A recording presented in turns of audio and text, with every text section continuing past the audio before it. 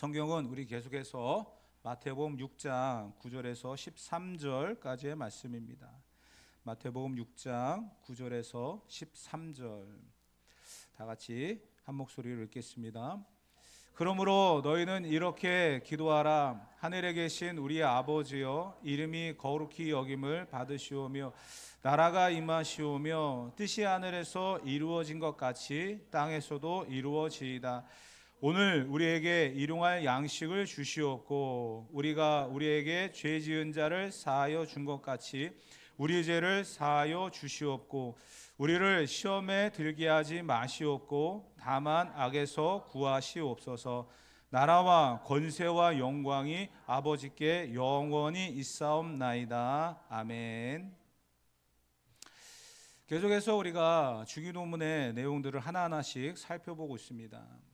기도한다는 것은 우리만 갖고 있는, 그러니까 기독교만 갖고 있는 특징이 아니라 모든 사람들, 어떤 종교라고 하는 그런 테두리 안에서 살아가고 있는 그러한 사람들에게 있어서는요, 기도를 꼭 합니다. 기도하지 않고 살아가는 사람들이 없다는 이야기죠. 그런데 왜 우리가 기도를 배워야만 하느냐? 예수님께서 너희는 이렇게 기도하라 라고 하면서 기도를 가르치신 이유가 무엇일까요? 그 이유는 극과 극이에요. 너무나 비교가 되어지는 그런 상황이기 때문에 그렇습니다. 대부분의 기도가 어떻습니까? 모든 종교성을 갖고 있는 그러한 사람들의 기도는요, 자기의 필요를 따라 자기의 충족을 위해서, 자기의 어떤 만족을 위해서 구하는 기도들이 굉장히 많습니다. 개인의 건강이나 막혀있는 문제들의 해결이나 이런 문제들, 그런 기도를 할 때가 굉장히 많이 있죠. 자기중심적이라는 거예요.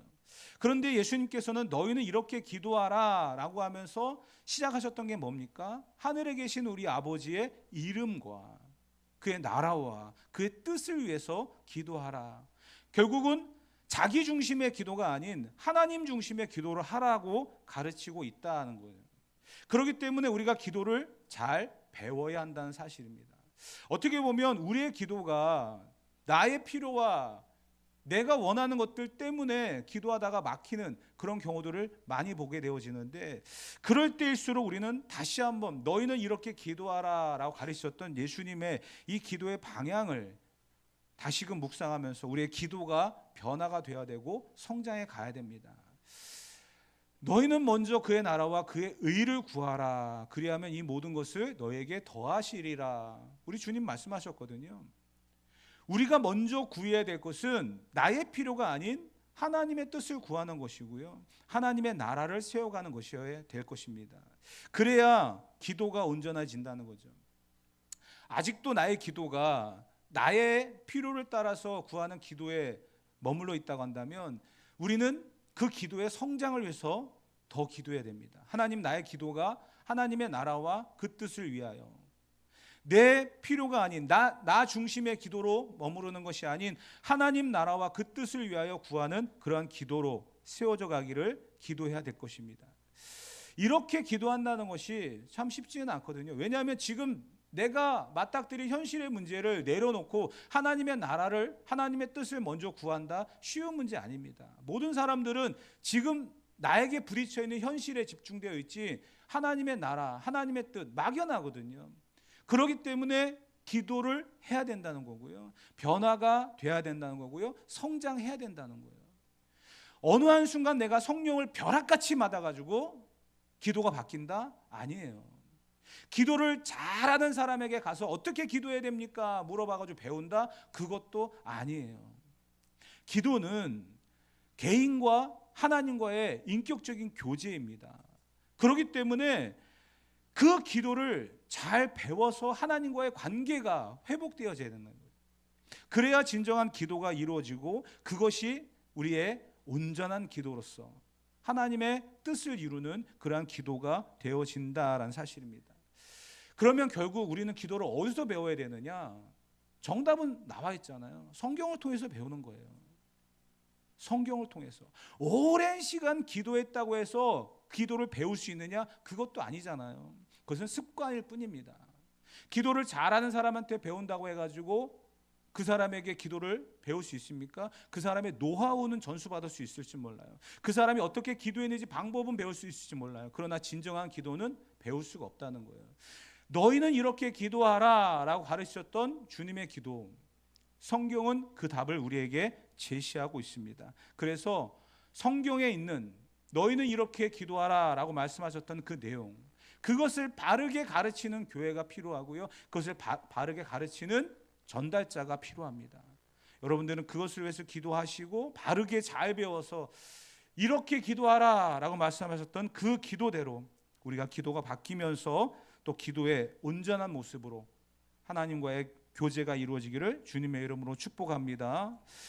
결국 우리의 기도가 바뀌고 우리의 기도가 성장해 가기 위해서 하나님 아버지의 나라와 그 뜻을 구하는, 그것이 어떻게 이루어지느냐, 그것은 결국 우리의 삶 속에서 지난 시간에 말씀드렸던 일용할 양식에 대한 문제가 해결되어야 될 것이고요, 오늘 우리가 배우게 되어질 또 이 용서에 대한, 죄 용서에 대한 그런 문제고요, 우리가 다음에 배우게 될 시험에 들지 않게 해달라고 하는 그런 내용의 기도일 것입니다. 우리가 이러한 기도들을 또 해나감으로 인해서 결국은 우리의 삶 속에 이루어지는 하나님의 나라와 그 뜻에 대하여, 하나님의 영광과 그 권세에 대하여 우리는 온전한 기도의 성장의 모습들을 날마다 경험하며 살아가게 될 것입니다. 오늘 말씀을 집중적으로 한번 보도록 하겠습니다. 지난 시간에 일용할 양식을 달라라고 하는 그러한 기도를 했다고 한다면, 이제 우리의 죄를 용서해 달라라고 하는 그러한 기도를 하는데요, 우리가 지금 알고 있듯이 본문의 11절과 12절에 나눠져 있어요. 그렇기 때문에 이것은 다르다, 별개의 문제다라고 생각할 때가 있거든요. 일용할 양식의 문제, 죄 용서의 문제가 다르다라고 생각되어지는데, 사실은 이 두 가지가 하나일 수 있습니다. 성경학자들은 이 두 가지가 떨어진 본문이 아닌 연결된 본문이다라고 이야기를 합니다. 그 이유는 무엇이냐면, 날마다 우리에게 양식이 필요한 것처럼 날마다 우리에게 하나님의 죄 용서가 필요하다는 거예요. 그렇기 때문에 다른 본문이 아닌, 떨어져 있는 본문이 아닌 하나의 본문일 수도 있다. 성경학자들은 그렇게까지도 이야기를 합니다. 우리는 매일의 죄를 짓죠. 매일 범죄합니다. 매일 넘어집니다. 매일 시험에 빠집니다. 이런 이야기를 하더라고요. 사람은 죄를 지을 능력은 있지만 죄를 해결할 능력은 없다. 인정하십니까? 죄를 지을 능력은 있어요. 그러나 죄를 해결할 수 있는 능력은 없다는 거예요. 그렇기 때문에 하나님 앞에 죄 용서에 대한 그런 기도를 매일같이 순간마다 하는 사람이 되어야 된다는 거죠. 만약에 하나님께서 나의 죄에 대해서 매일같이 용서해 주시지 않는다고 한다면 하나님의 그 심판과 하나님의 그 처벌을 우리가 어떻게 감당할 수 있겠습니까? 그것을 견디고 이길 수 있는 사람이 과연 있겠습니까? 아마 한 사람도 없을 것입니다. 하나님께서 심판하시면 땅이 갈라집니다. 수만 명의 사람이 한 번에 죽을 수도 있습니다. 자연 만물을 동원하시면 그것을 막을 수 있는 사람은 아무도 없다는 거죠. 하나님께서 공의를 베풀어 주시기 때문에 우리는 오늘도 죄 용서를 구하며 그 사함을 받은 그 은혜로 살아간다는 거죠. 그렇기 때문에 우리는 그리스도인으로서 날마다 하나님의 은혜를 구하는데, 그 은혜는 다른 것이 아니라 죄 사함에 대한 은혜를 잊지 않고 살아가는 것, 그것을 구하는 저와 여러분들이 되어야 될 줄 믿습니다. 그런데 우리가 이 부분에 대해서 조건을 이야기할 때가 굉장히 많이 있어요. 우리가 우리에게 죄 지은 자를 사하여 준 것 같이 우리 죄를 사하여 주시옵고, 이것을 순서에 대한 문제로 생각하는 경우가 있습니다. 내가 누군가를 용서해 줬다? 그렇기 때문에 하나님 나도 용서해 주셔야 됩니다 라고 하는 조건부적인 그러한 거래를 하는 경우가 많이 있거든요.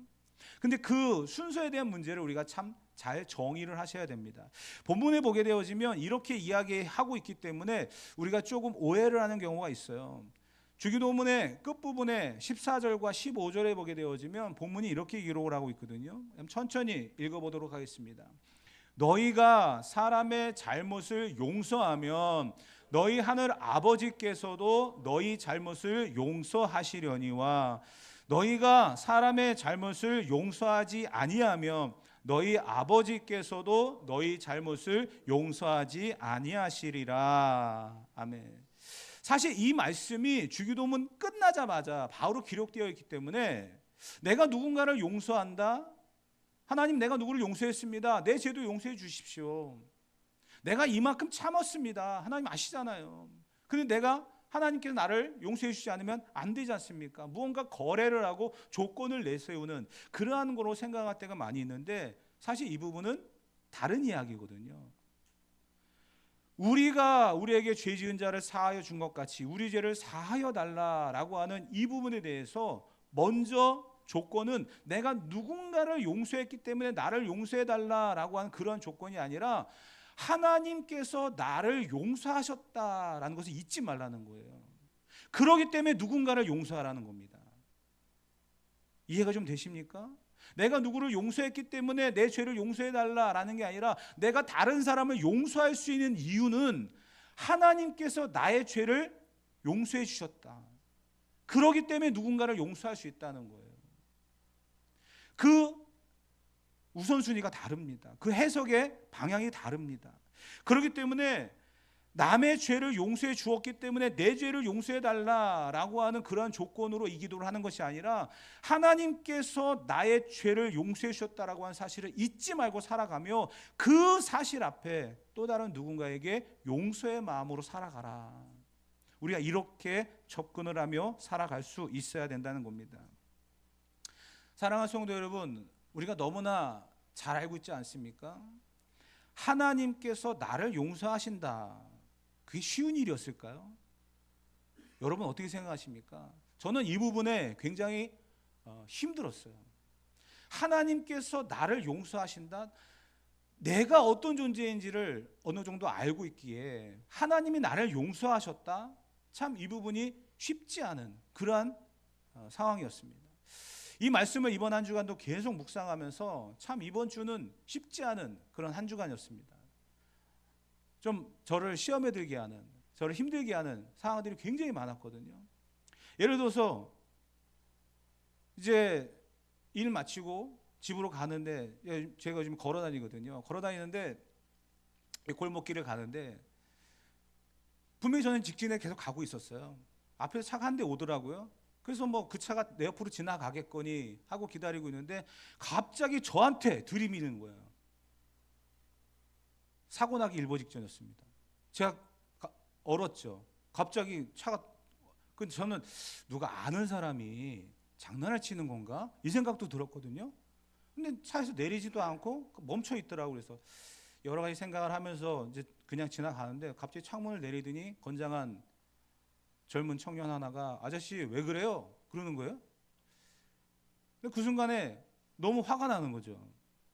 이 사람은 나는 분명히 직진하고 그 차도 분명히 직진하고 그 차가 우회전할 거라고 하는 표시를 안 했거든요. 간단한 운전 상식 아닙니까? 깜빡이만 켜도 그 차가 어느 방향으로 갈 건지를 아는 건데 그런 일이 전혀 없었기 때문에 저는 그 차가 직진할 거로만 알고 저는 제 길을 간 거였는데 갑자기 들이미니까 원인 제공은 자기가 해놓고 오히려 저한테 막 화를 내더라고요. 그래서 다음부터는 깜빡이 켜고 의사 표현을 하시면 다니시라고 하는데 뒤통수에다 대고 계속 막 뭐라고 하는데 참 많은 생각이 들더라고요. 그런데 목요일인가 비가 왔잖아요. 마찬가지 또 가고 있는데 또 같은 길이었습니다. 아니나 다를까 비는 멈췄는데 바닥에 물이 고였는데 그 차가 분명히 오는데 속도를 안 줄이더라고요. 하는데 아니나 다를까 물을 탕 튀기고 가는데 야! 소리가 나더라고요. 멈췄어요. 그 차가. 그 소리를 듣고 제 소리가 좀 크잖아요. 내리더니 왜? 그러더라고요. 보시라고 그랬더니 근데! 이러는 거예요. 오히려 막 화를 내는 거예요. 그래서 다음부터 조심하고 가시라고. 그래서 이제 돌아섰는데 뭐 또 뒤에다 대고 막 뭐라 그러는 거예요. 옛날이요. 아마 이 본문을 묵상하는 그런 주간이 아니었으면 달랐을 겁니다. 그런데 이 본문을 묵상하는 그런 한 주간이었기 때문에 그러한 일들이 사소하게 지나가지 않더라고요. 그러한 일들이 그냥 우연이 아니고 뭔가 이 말씀을 묵상하는 그러한 계기가 되어지고, 내가 그 사람에게 화를 내지 않고 돌아설 수 있었던 그 용기는 과연 어디서부터 나왔을까? 그것은 내가 이렇게 살아야지 뭔가 결단을 하고 다짐을 하고 그런 게 아니고, 내 안에서 기본적으로 그렇게 해야 된다라고 하는 것이 깔려 있었기 때문이었다는 거예요. 사랑하는 성도 여러분, 누군가를 용서한다는 것은 쉬운 문제가 아닙니다. 하나님께서 나를 용서하시는 것도 쉽지 않은 일이었습니다. 그런데 우리는 하나님의 용서와 그 은혜를 누리며 살아가잖아요. 그렇기 때문에 누군가에게 넓은 마음을 가지고 용서한다는 것, 그것은 우리의 도전이며 우리의 삶의 열매가 되어야 된다는 것입니다. 사실 이 부분에 대해서 설교가로 유명한 크리스토스톰이라고 하는 사람은 주기도문을 외울 때 우리가 우리에게 죄 지은 자를 사하여 준 것 같이, 이 부분이 나올 때 입을 닫았대요. 그렇게 살지 못하니까, 그렇게 사는 것이 힘들다는 걸 아니까. 또 우리가 잘 알고 있는 보물섬이라고 하는 소설을 쓴 로버트 스티븐슨이라고 하는 사람은요, 이 부분이 나오면 외우다가 뛰쳐나갔대요. 우리가 우리에게 죄 지은 자를 사하여 준 것 같이, 이 얘기가 나오면 가정 예배를 드리다가 뛰쳐나가 버렸대요. 그 가정이 사실은 그렇게 좋은 가정은 아니었기 때문에 그렇게 살지 않는 그런 모습들을 보며 그냥 뛰쳐나가 버리는 거예요. 참 쉬운 문제가 아닙니다. 그런데 우리는 용서받은 자라는 사실을 잊지 말아야 된다는 거예요. 하나님께서 누구보다도 내가 용서받을 만한 자격이 없다는 것을 아는데도 불구하고 나를 용서하셨잖아요. 쉽지 않은 일이었습니다. 그 아들을 죽이셔야만 했거든요. 그럴 만한 가치가 있기 때문에 그 아들을 희생하시면서 우리의 죄를 용서하셨습니다. 그렇기 때문에 우리도 그 은혜를 알고 살아가고 잊지 않고 살아가면서 또 다른 누군가에게 그러한 모습으로 살아갈 수 있어야 한다는 사실입니다. 그래서 성경은 계속 그런 이야기들을 끊임없이 기록을 하고 있습니다. 마태복음 18장에 보게 되어지면 우리가 잘 알고 있는 1만 달란트 빚진 자에 대한 이야기가 나옵니다. 그가 왕 앞에 1만 달란트 빚진 거에 대해서 탕감해 달라고 하지 않았거든요. 기간을 달라고 이야기했어요. 내가 갚겠다. 그런데 그 왕은 그 순간에 그 1만 달란트 빚진 사람의 모든 빚을 다 탕감해 줬습니다. 그런데 그 사람이 길을 가다가 100데나리온 빚진 자를 보고 갚으라. 저에게도 시간을 주십시오. 안 된다. 갚을 때까지 감옥에 가둬. 그랬더니 그 임금이 내가 너에게 엄청난 은혜를 베풀었는데 넌 이 작은 것 하나에도 그리하지 못하느냐라고 하면서 그 사람을 다시 갚아라. 그렇게 이야기가 끝나는 거죠. 사실 금액적으로 본다고 한다면 어마어마한 이야기입니다. 1만 달란트라고 하면은요, 1만 달란트를 참 이게 지금의 화폐 단위로는 계산하기가 굉장히 어려운데 대략 연구해 놓은 사람들이 있어서 참고해 보면은요, 1만 달란트라고 한다면요, 이게 대략 300만 년 동안 벌어들일 수 있는 수익이래요. 1만 달란트 지금의 가치로, 그 당시는 모르겠지만 지금의 가치로 그렇답니다. 300만 년 어마어마하지 않습니까? 300년도 아니고요, 300만 년이래요. 그런데 100데나리온은요 따지고 보면 한 20일치 정도밖에 안 됩니다. 20일. 그 비교가 안 되는 어마어마한 사건을 예수님이 이야기하면서 이야기하시고자 하는 이 말씀이 무엇이었을까요? 결론의 메시지에 이렇게 되어 있습니다. 마태복음 18장 35절에 보면 이렇게 기록되어 있습니다. 다 같이 읽어봅시다. 너희가 각각 마음으로부터 형제를 용서하지 아니하면 나의 하늘 아버지께서도 너희에게 이같이 하시리라. 아멘. 예수님께서 하시고자 하는 이야기는 우리는 1만 달란트 빚진 자입니다. 근데 그걸 탕감해 줬다는 거예요. 그런데 100데나리온 빚진 자를 용서하지 못하느냐? 안 된다라는 거죠. 그러면서 우리에게 용서에 대한 이야기를 가르치시기 위해서 이 1만 달란트 비유를 하신 겁니다. 하나님께서 우리의 죄를 용서하셨다. 그 용서는 사실 엄청난 은혜입니다. 그 아들을 죽여야만 했기 때문에, 그 아들의 생명과 피값을 우리가 가치로 매길 수 있겠습니까? 1만 달란트 될까요? 아마 더 될 겁니다. 우리의 죄를 용서하셨다라는 것은 하나님의 엄청난 은혜입니다. 그런데 우리는 눈에는 눈, 이에는 이, 감정적으로 살아갈 때가 너무나 많이 있죠. 그래서 용서도 하나님의 도움 없이는 할 수 없다는 사실. 일제강점기 시대에 김익두 목사님이 있었습니다. 김익두 목사님의 설교를 듣고 주기철 목사님이 생긴 거예요.